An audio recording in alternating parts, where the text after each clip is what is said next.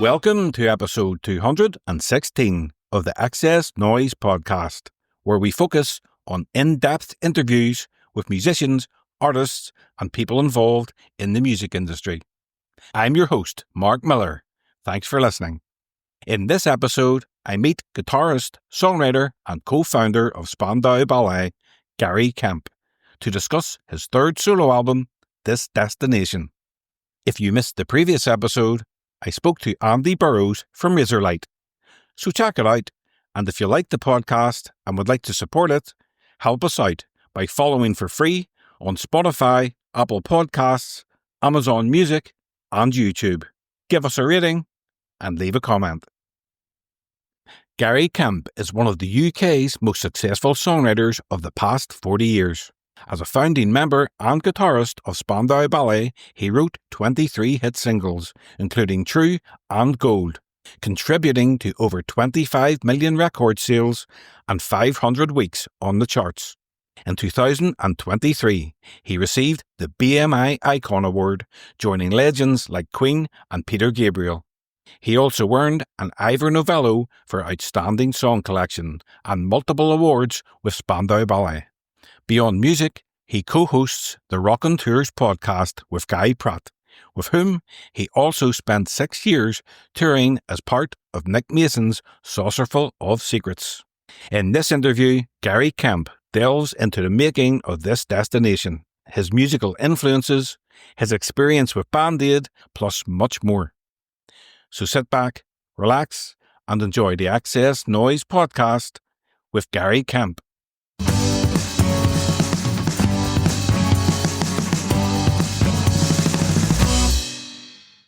So hi Gary, welcome to the XS Noize Podcast. Hello mate. How you doing and where are you joining me from today?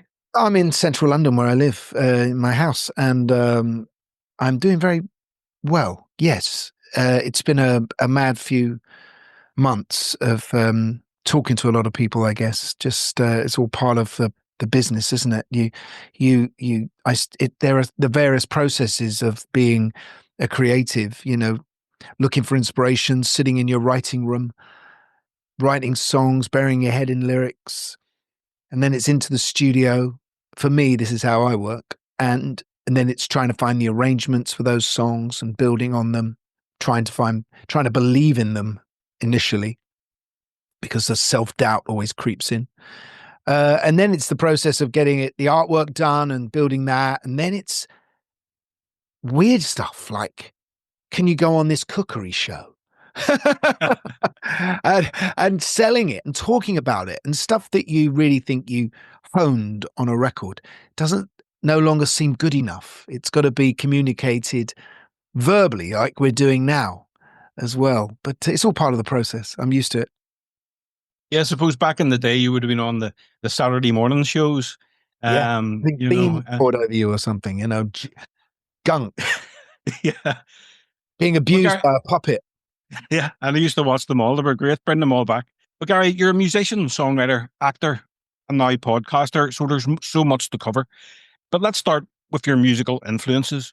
Who shaped your sound in the past and what musically inspires you today? I think the 70s were a really eclectic time to be a kid.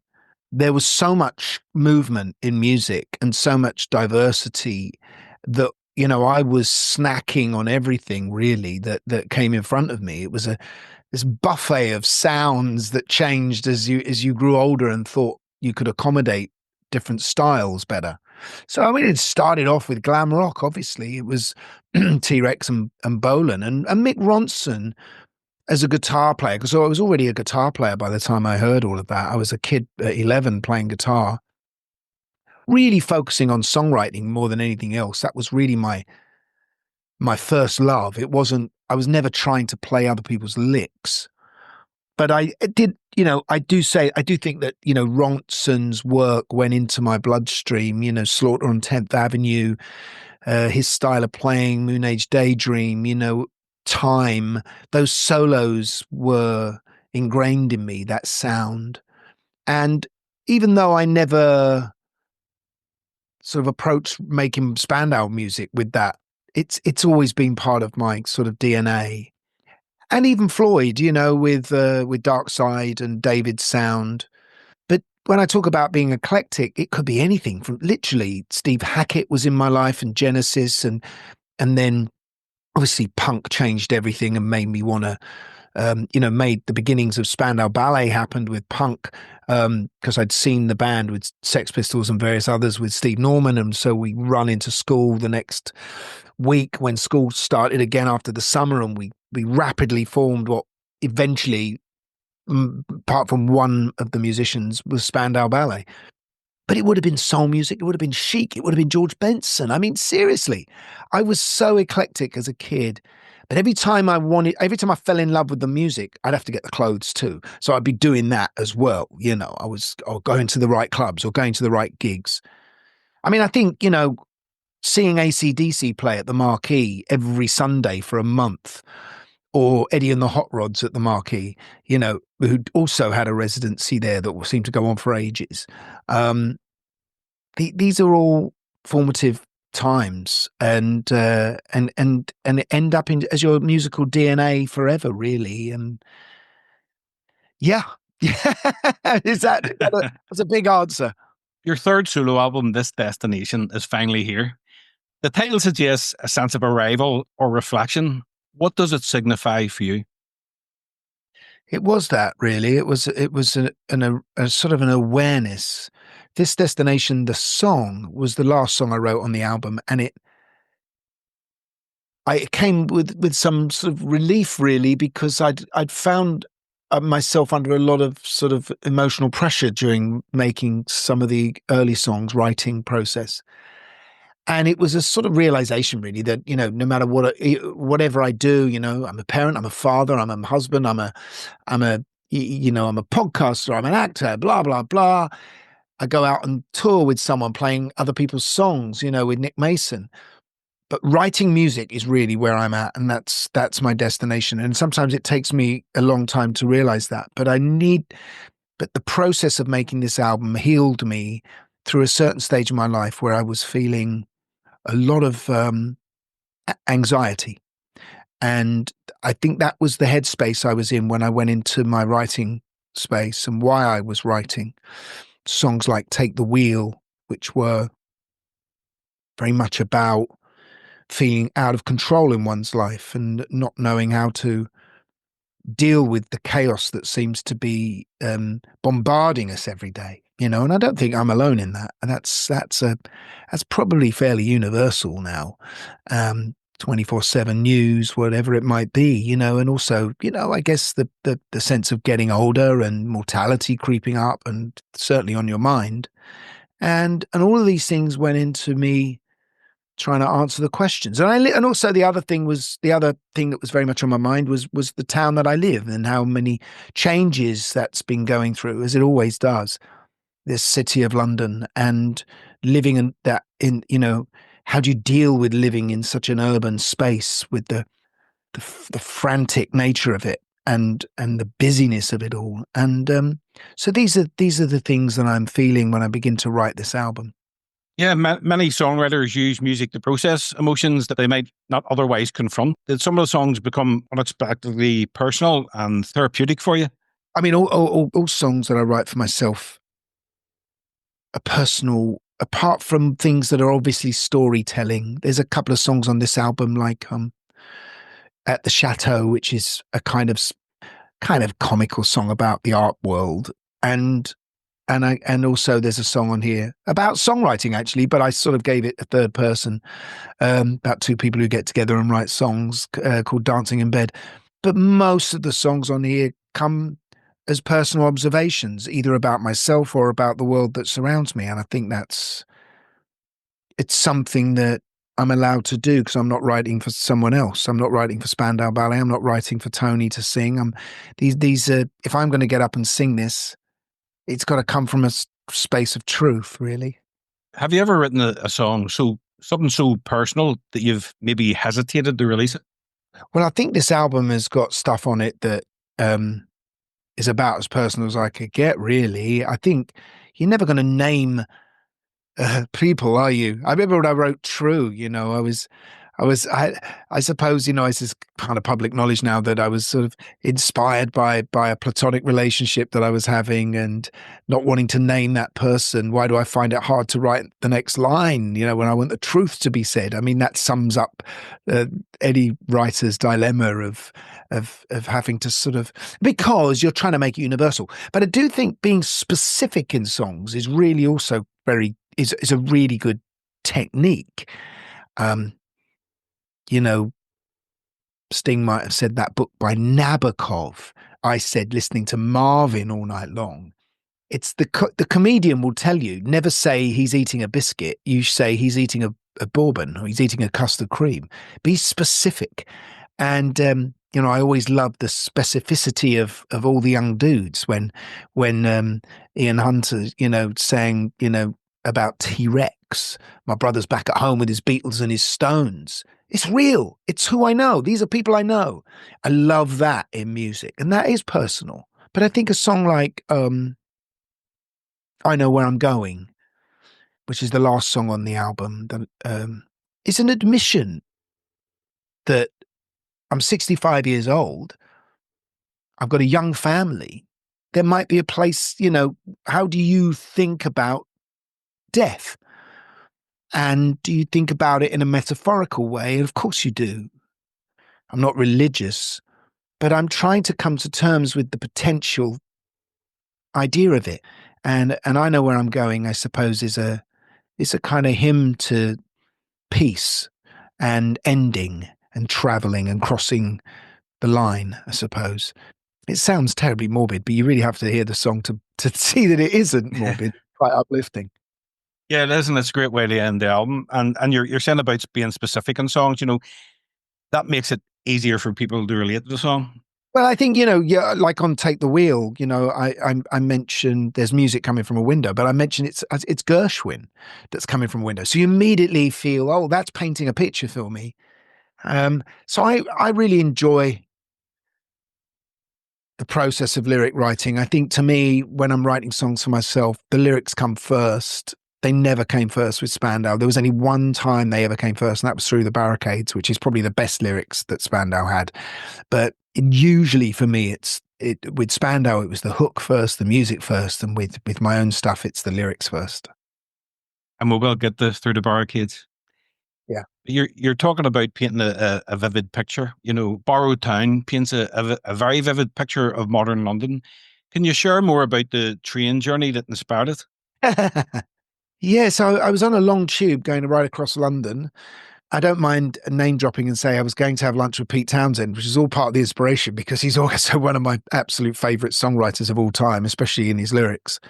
And I was thinking, well, am I worthy? Well, the only way you can prove that is by writing, surely. So I tend to write a lot on my phone, on the notes on my phone. There's a bunch of lyrics there. And it was just, occurring to me how, all these people get on and off the train and you're seeing a different London full of different ethnicity, different kinds of people and youth. I mean, certainly in the 80s, I couldn't even get a tube train, it would be, but I'm not that man anymore. I'm some old guy who's sitting there, right? Who nobody knows or cares about or doesn't recognize. So I talk about London and it being a borrowed town like all cities are. We just borrow them because I kind of get sick of these people saying, oh, it's not proper London anymore. Well, London has never been any kind of fixed thing. It's always been in flux. My grandfather was from Ireland. He was an immigrant. So my wife's family came from Poland. They were Jewish immigrants. I love that's the process. That's a great thing about the city. But where do you find when you're not, when you're not king of the streets, when you're not riding the wave of a place? Where do you find your peace within that city? And I think you find it in the village of your family and those you love, and that's the kind of place you live. And so by the time I got to the end of the train journey, I'd written all the lyrics for the song, but it actually took me quite a few years to find the melody for it. But I wanted it to go on this album, so I was digging around for a long time trying to find this melody, coming up with all different options, and eventually it's the one that opens the album now. Yeah, there's also a definite Pink Floyd influence in the guitar parts. Was that a conscious decision from working with Nick Mason or touring with Nick Mason? I don't think that's conscious. I think that's just who I am. That's part of what I've developed into, and or part of what I can admit to love, if you like. A certain I play a lot like that with Nick, and that's not just to emulate Gilmour. I think that's part of what I've always wanted to do, and occasionally have enjoyed doing live with Spandau years ago, but never put on record. Yeah, I think I'm allowed to do that now, but I'm not consciously thinking about it. It's just, when you've been playing with someone for 7 years, it gets into your system. Let's talk about the song work. This song sort of seems to reflect on your father's generation versus your own. Can you talk about the personal meaning behind it? One of the things I had to deal with during the making of this record was processing the grief of because I'd lost my parents, 15 years ago, but they within 4 days of each other, and I hadn't processed it at all. And then during this period of anxiety, I find by going to therapy that I needed to deal with that, and I wanted to write a song about how do you live up to a generation that really had to dig deep, that really had to work hard to put food on the table and to give love at the same time.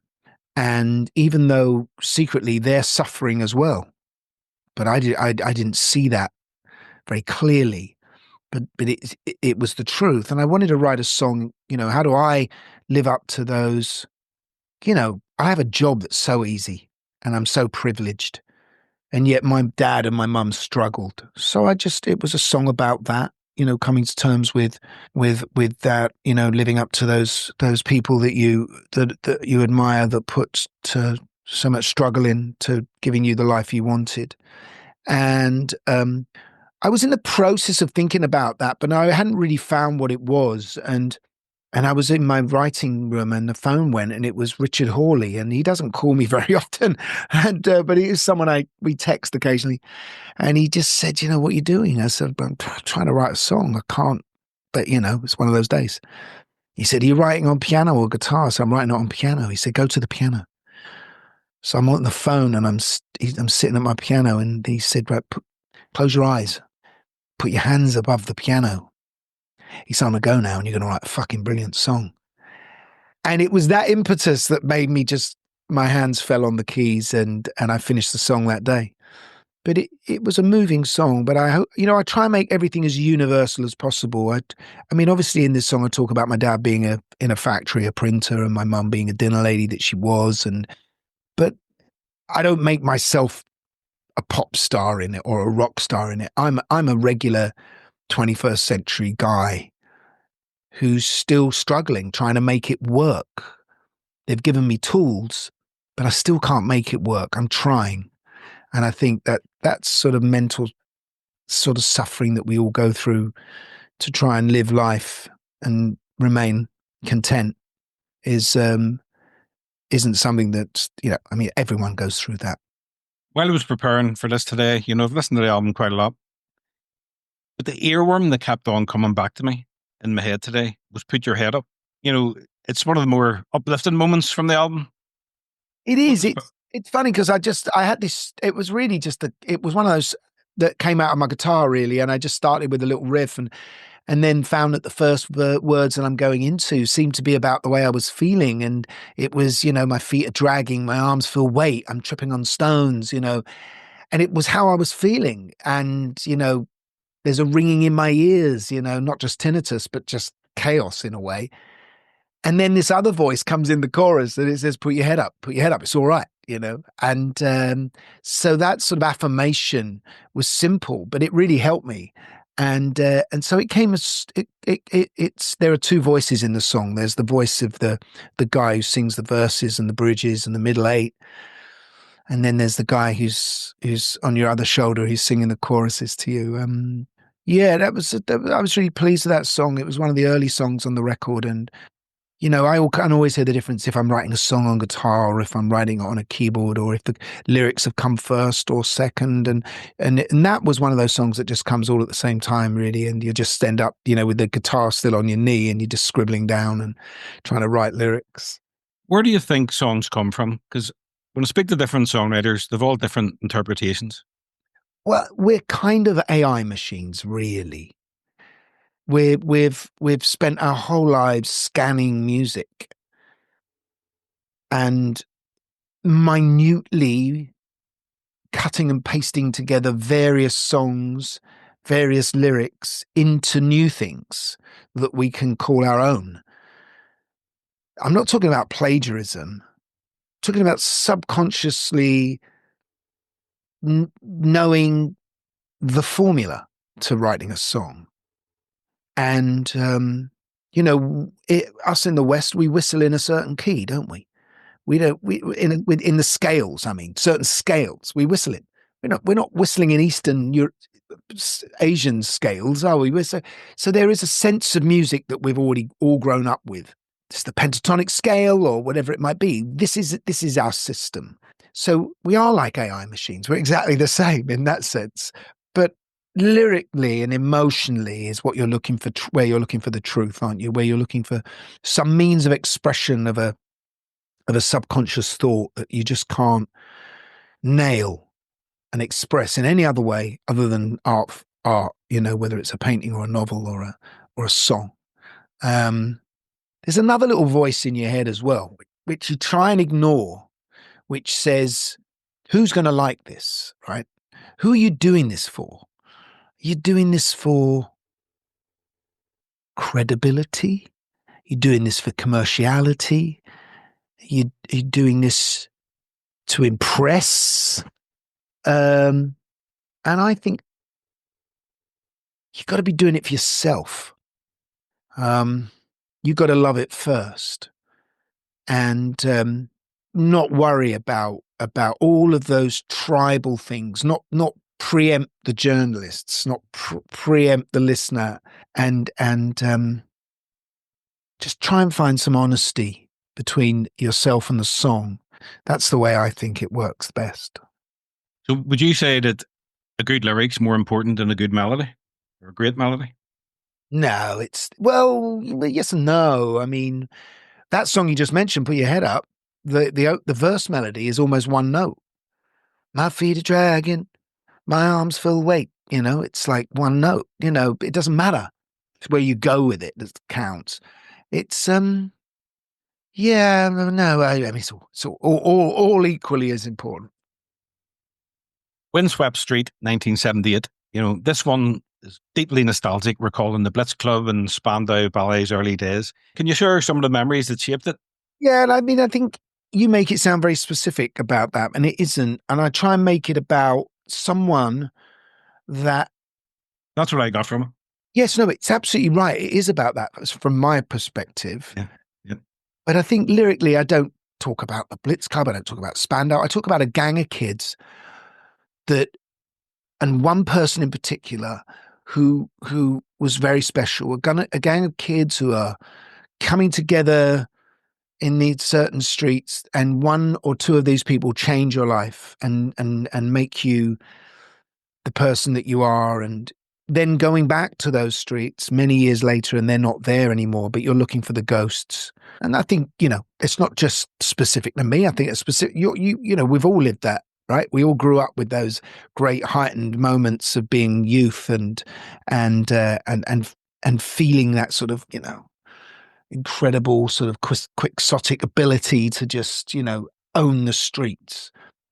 And so that's what it was about. But obviously, my truth was Soho. My truth was 18 and finding this club on a Tuesday night that was called Bowie Night, that was run by Steve Strange, and DJ was Rusty Egan. They were just kids, and taking over this club on a night when it wasn't doing very well, which was exactly the same as the Blitz Club when that happened, when Billy's no longer wanted us there, and we moved over to the Blitz Club. That was just a Tuesday night. It was the worst night of the week, and we all piled in, and we had a sensibility that was very similar. We wanted to be theatrical. We wanted to, we'd all grown up on David Bowie and glam rock and Roxy Music, and we wanted to sort of emulate that idea of being one's own theatre, artwork, whatever it is, but certainly getting noticed. I mean, nowadays people get noticed with on their phones, and their profiles. But in those days, you had to make the effort, and of course,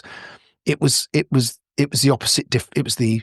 It opposed punk and post-punk. It was glam, and it was colourful, and it was in your face. And I suppose that's what we were doing. We were doing the opposite of what came before. Then we became the house band at Blitz. And the thing is music has always, new youth culture and pop culture have always, they aren't now, but they were then, always about a place, in any particular town. The UFO Club was where Pink Floyd started, and, the Roxy was where punk was, and, Ill Pie was, over with the Who, so it's that that was our place, the Blitz Club, and we became the house band. And obviously, we helped partly fashion the next decade. The deluxe version of the album features acoustic versions of True and Through the Barricades. So how did it feel revisiting those songs in a new way? They came out of a session I did for Sky Arts, which was about my songwriting. So I wanted to, so it's how I kind of wrote the songs, if you like. It's a way of showing you how I wrote the songs. But obviously, I'm much, much older. I'm 40 odd years older. So what I bring to the song is an older voice and an older person, and someone who's still getting a buzz out of those two songs, Through the Barricades and True, and people are so used to the recorded versions of those. I just wanted to sort of show you who I am as a singer-songwriter, and most people have enjoyed that and have got it. There's the occasional Tony Hadley fan who still goes, but it doesn't sound as good with you. It's better with Tony. Well, it's different with Tony, and it might well be better to your ears, but this is the guy who wrote the song. And I'm allowed to sing my own song occasionally, but I did think it was worth putting on as a kind of, there's no, that's who I am. I wrote those two songs, and they've been very important in my life and have made me who I am, helped make me who I am. And I just wanted to show people what my version was. Yeah, and they're absolutely fantastic. And Through the Barricades has always been a song, being from Belfast, that resonated with me. It was inspired by the tragic death of Thomas Riley, a young man from Belfast who lost his life in the conflict. Yeah. And he worked for the band, didn't he? Is that what inspired the song?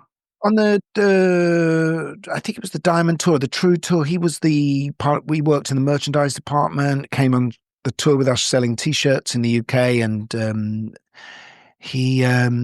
we got to like him and know him, and he was friends with a few other bands that I knew as well.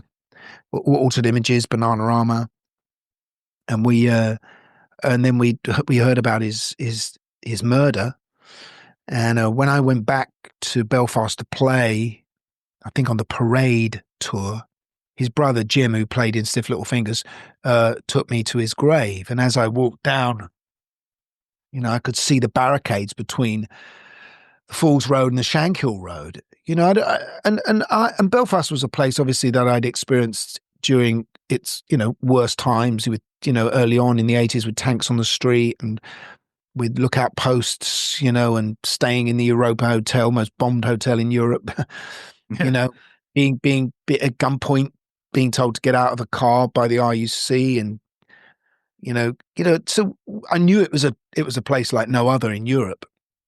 And yet it was on our doorstep, and it's part of the UK. Anyway, he took me down to see the grave, and then it was a while later when I'd finished that Parade tour, and I was actually living in Dublin, writing a new album for the band. That song came to me all at once, really, and this idea of people for making a relationship across those barricades, across the divide from the two sides. Again, I wanted to make it universal. I don't mention Belfast. I say nothing Catholic, Protestant, no geography is in it. It was a song that we played when the wall came down in Berlin. So it it resonated then. It's about conflict and love through conflict, and there's plenty of that going on all the time for the song to remain relevant. I think the only hints really that it is Ireland is A Terrible Beauty Is Born is I nicked from Yeats to put in the song, and but it's an important song for me. Yeah, I mean, it took me a while to give it to Tony, to be honest, to sing, because I think the first time I'd already performed that song twice in front of an audience before Spandau recorded it. Once at the anti-apartheid concert in Clapham Common, which was a big show that Trevor Huddleston had put together. And then again, I did it for Pete Townsend had a charity show in London at the Astoria or the Dominion, and which was for a domestic abuse charity. And I got up and I sang it there as well. And that was before it was recorded. So it had already become quite a personal song to me. So, but, I love the way Tony sings it. And your version is great as well. Absolutely fantastic. Yeah. Your first solo album, Little Bruises, it draws inspiration from your Celtic roots. Can you share more about your Irish heritage and which ancestors came? I mean, obviously, I love Ireland. I love the music in Ireland. I went to Dublin to find musicians when I did Little Bruises in '94, and that was Donal Lunny and Uilleann Pipes players, and Donal's actually playing on this new album. He's playing Baran on Work. My grandfather was a navvy, as they were called in those days, and he came over from Ireland to work on the roads in the UK, and he met my nan, my grandmother, and but he unfortunately died before my mum was born, while my grandmother was pregnant with her. It was a strange family I come from, and with that side, he was a guy that wasn't very liked in our family, and when he died, his name was kind of slightly erased from the family. So my mum doesn't know much about him, or where he grew up, or his history in Ireland. And I took my mum to Ireland in the 80s, and we spoke a lot about where she thought he might have been from or who he was. But by then her mother had died, and there wasn't much evidence left. In fact, very little evidence at all. No, I've never seen a photograph of him ever. I just know his name was Tom Green. When you were writing Little Bruises, it was your first album, first solo album, and it was the first after Spandau. So how did writing for yourself differ from writing for Tony Hadley and Spandau Ballet? Yeah. Well, you see, Little Bruises came out of a divorce that I had in my life. So that was the first time I'd ever failed at anything. And I failed quite badly at a marriage. And there was a child, I had a little boy called Finn, and I brought him up. It wasn't a great time emotionally for me. And I think that's when you write your best work. It's for the first time I've got an experience. It's such an irony, isn't it? That all the music we love, which gets under our skin forever when we're younger, is written by young people who have virtually no experience whatsoever. And maybe just make up shit, But when you get older, when you're least popular, you're writing your best stuff. And that's the irony. And I think you need to have lived a life and be experienced in failure to be able to write decent songs. Some people, struggle in their childhood and teens and have plenty to write about. But, that seems rarer when your brain is still being developed. But so Little Bruises was written out of that situation, and I was looking for some positivity in it, and but it was a great feeling to not have to write for Tony and not have to write for Steve Norman to play a sax part, and that I could do whatever you want musically on any track, and that's use any musicians I wanted, and that's kind of what a solo album's about. I've watched some of your Instagram videos of historical parts of London that helped shape you. So out of those, where's the most important destination for you personally? Well, it's always home, of course, but if we're talking about musical destinations, what's the most important? It has to be the Blitz Club, you go there now and it's nothing, you know. I don't even know what it is now. I've forgotten. You know, it was some sort of strip joint for a while. It was a club called Brown's for a long time in the 90s that was very successful. But that doorway, you know, that street and that space just on the edge of Covent Garden, near Soho, you know, that's, if I hadn't have walked into that door, you know, there and Billy's, you know, which is in Soho, those two places, those two doors, just crossing that threshold. Remember the minute I went into Billy's, I walked, Steve Strange said, you can come in, and I paid my money, a few quid. And I remember just walking down the steps and I could hear the throbbing of the electronic music coming from downstairs. And I'd been to rock clubs, I'd been to discos, if you like, but I'd never heard this kind of music before. And this was slower, much more pulsating, much more European. It was obviously someone like Kraftwerk. And when I went down those steps and I saw kids dressed in this most exciting way, you know, making their own clothes, you know, going to Oxfam and creating these amazing sort of, you know, outfits on the cheap, and you know, that's that. If I hadn't have walked in that door, I probably wouldn't be sitting talking to you now. When you were walking in there for the first time, before you seen all this, what sort of stuff were you wearing? What was your fashion then? Well, at that particular time, I think I'd gone back into being, I'd grown out of punk. I'd got a bit bored of that, and I was back being a soul boy, probably. I was, you know, peg trousers. It was still Bowie, wasn't it? Bowie was Young Americans, and he was doing soul, you know, so peg trousers and waistcoats and, you know, button-up collars. And it was just kind of extension of mod, really. For, you know, soul boys came out of the mods. It's been 40 years since Band Aid, and you were there at the very, very start. I mean, you ran into Bob Geldof in an antique shop in the King's Road, which is amazing. I don't know.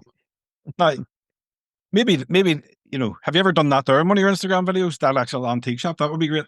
Oh, yeah, no, good idea. I should do it, really. That's a very good idea. Yeah. I mean, the fact that this working class lad is in an antique shop, it says it all, really, for me, because, you know, I grew up not owning my parents didn't own a single stick of furniture. Everything was on hire purchase, you know, and on the tick, or what I think it used to be called. And, you know, famously, I've said the only thing that we ever owned was the cat. And I think it was, you know, but I think I was obviously an aspiring guy. I liked design. I like design in furniture as well as in clothes and music, you know. So, you know, there I was in an antique shop trying to furnish my new flat that I just bought, when in walks Geldof and he says, did you see the Michael Burke show last night? You know, not show, report on the news last night. And I hadn't. And then he said, what about this idea of us getting together? And I didn't think we would ever do it, because I just thought we all hated each other so much. We were all competitive. And we were also all selling records around the world, because we were just about to go off to Japan to tour.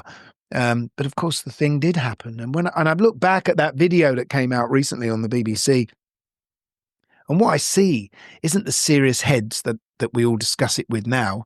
I see a bunch of kids, really, young people, you know, mostly in their 20s, mostly in their early 20s. Geldof's just 30, I think. Midge is just 30, and they're definitely the grown-ups in the room.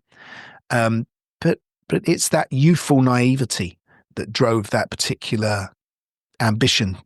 And probably, you know, a lot of people, you know, older, you would have just not believed it could have worked. But it was an amazing day, and an amazing, and built on a lot of and created a lot of change in people's attitudes towards what they can achieve through charity, I think. In the video, I've watched it 1,000 times. It's completely iconic, you know. And one of my favorite standout parts from the video is yourself and Paul Yates, the late Paul Yates. You give her a kiss in the cheek. Yeah, well, I think Paula, you know, that's what that comes across in that documentary, you know, that there was a kind of feeling of family that Paula brought to it. You know, Bob and Paula have got their dog there. They've got their little girl there that she's carrying around in her arms, you know, and I, you know, we all loved Paula. She's just an amazing spirit, and it's so missed. It was a sense of it was quite amazing that all these young kids, you know, Paul Weller and George Michael, and, you know, everyone that was Boy George or Spandau Ballet, Bananarama. They were selling records all over the world at that point. But everybody in the English charts was in the American charts. It's quite an extraordinary time. We were very lucky. Yeah, absolutely. And you have to do the antique shop. Yeah, On Instagram. I think it's still there. Yeah. Yeah. If someone wants to fully understand your music, which 5 songs would you recommend as essential listening? Okay. You mean my own songs or Spandau? Anything you've written. Well, I'd say, you got to listen to chant number 1. You've got to listen to True and Gold, haven't you, really? Gold gets sang in football stadiums now, which always gives me goosebumps. I love that, especially when Arsenal crowds sing it. That's who I support. I'd say chant number 1 because it sort of sums up the club space. It was a song about Soho. It has a little rap in there, which is totally of its time, a rap map because it tells you how to get to the club. And I think, rather than to cut long story short, I think that's the summation of our Soho life, chant number 1. Obviously true because of the success it's had globally and how it's a gift that keeps on giving for me. I think we're just doing a deal for it to be on the 4th episode of The Simpsons. It's been on Modern Family. I mean, it's been in so many films. Gold because of its folk quality now. It's like people sing it, but they didn't know it. A lot of the people who sing it have no idea what band ever recorded it. And if it's one of my songs, then I'd like to offer Work as the song because very much about my upbringing and my family and me, and written with the kind of experience and knowledge that a guy of 65 gives a song as opposed to a guy of 25 writing Gold. I thought you might have put in Through the Barricades, sir, but shit, man. Okay, so you can have that one as a boat. Okay, I'll swap out Gold for Through the Barricade. Okay. So, as we know now, Gary, you also host the Rockonteurs podcast with Guy Pratt. What do you enjoy most about interviewing fellow musicians? I mean, it's interviewing my heroes is when it gets really good, and interviewing people that, I only dreamt of ever speaking to when I was a kid and bought their records, whether it's, Mick Fleetwood or, David Crosby or Alice Cooper, David Gilmour, all of those guys. I love doing that. But also I like interviewing people from my generation who come from other cities that experienced similar kind of epiphanies as me. So it would be Billy Duffy, and Johnny Marr and those guys who, went through the punk thing with me. If I go into punk world, then Christ, wow, talking to all the Sex Pistols apart from Johnny, we've had, I've had Steve on and Glenn and Paul. So it's gradually, as we've been doing it over the years, piecing together this kind of world that where everyone interacts. You can probably take any random podcast from Rockonteurs and find lines that go out to all the other guests we've ever had. There's references there. So, but also the other thing I like about it is the inspiration that the artists have had, and how there are only some key moments. Obviously, so if it's someone like, well, the older guys would say the Shadows, and that was, and Hank Marvin, David Gilmour said that, and then you've got people saying the Beatles who are a bit younger. Then you've got, we did Andy Partridge yesterday, and he said the Monkees, and then obviously my age group is mostly Bowie, and so that's really an interesting to see where there's only a handful of great influencers. It seems to me but they all change so many people's lives. Who would be your dream guest? Well, Bowie, if he was still alive, obviously. But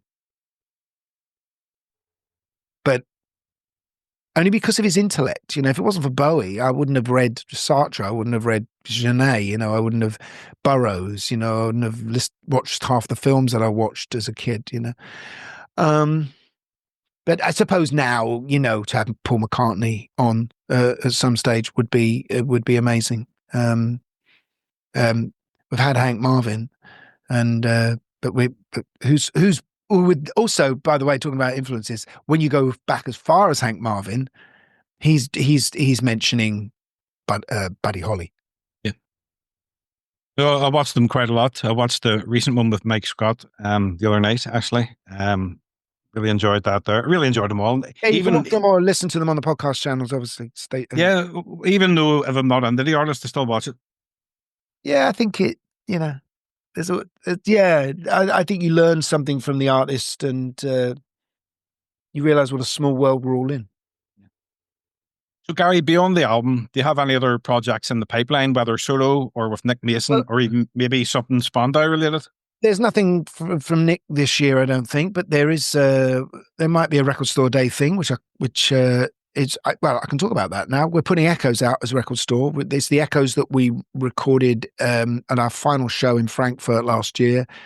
Stephen Wilson has mixed it. The great artist, prog rock artist Stephen Wilson. And in fact, I'm going to see a playback of his album tonight. So that's coming out in April. That's going to be I'm really thrilled that people get to be able to get to play that. And it's a piece of vinyl that was mastered at Abbey Road Studios, but you play it from the inside and the needle and the arm run out. So you put the needle right in the inside groove instead of the outside, and it just plays the other way. And the reason for that, you have terrible bass quality in the middle, but the Echoes begins with very little bass and it begins with very minimal sound. So by the time the actual band kick in, you're into the nicer grooves where you can have better quality sound. It's not just a gimmick.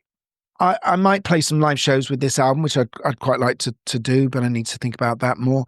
And I don't know, probably write another bit and keep writing because I like making albums now. So just two more, Gary. Music is the soundtrack to our memories. What song or album, when you listen to it, brings back the best memories for you?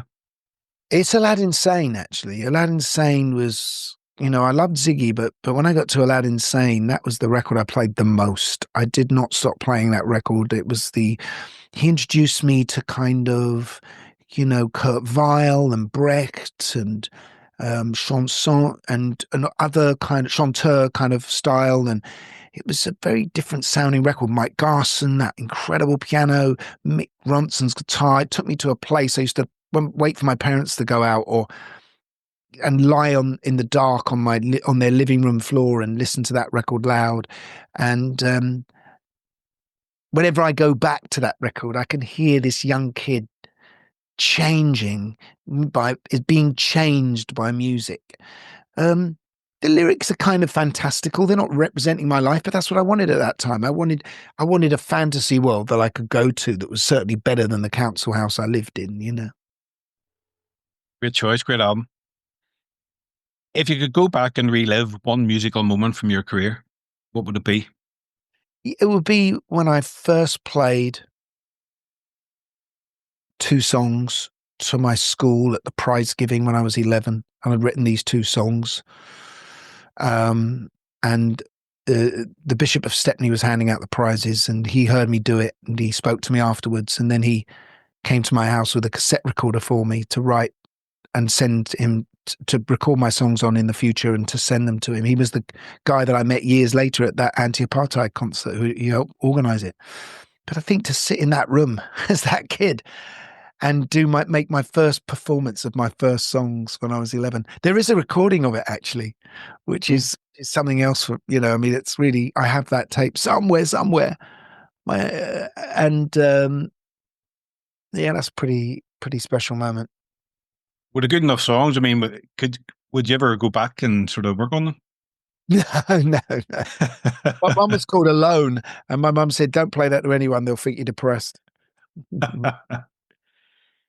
So, Gary, to finish off, you've had such an incredible career from Spandau Ballet to solo work, film, and now podcasting. If you could send a message back to your younger self when you were first starting out, what would you say? work harder. Work harder and believe. I mean, I just think, I think it's really, be more confident is what I would say. I think I carry around a lot of self-doubt, and that's hindered me here and there, because that voice can get really loud in your head and it stops you doing it. And so I kind of, I've been through periods in my life where I've not written, and I wish I'd just kept on plowing through. But I think that's probably the only thing, really. It's quite a big thing, but Well, Gary, I don't know anybody else that works as hard as you do, from songwriting, acting, podcasting, everything. Well, Gary, it's been an absolute pleasure. thank you, man. That's me done. I really, really enjoy it. And Thanks, Mark.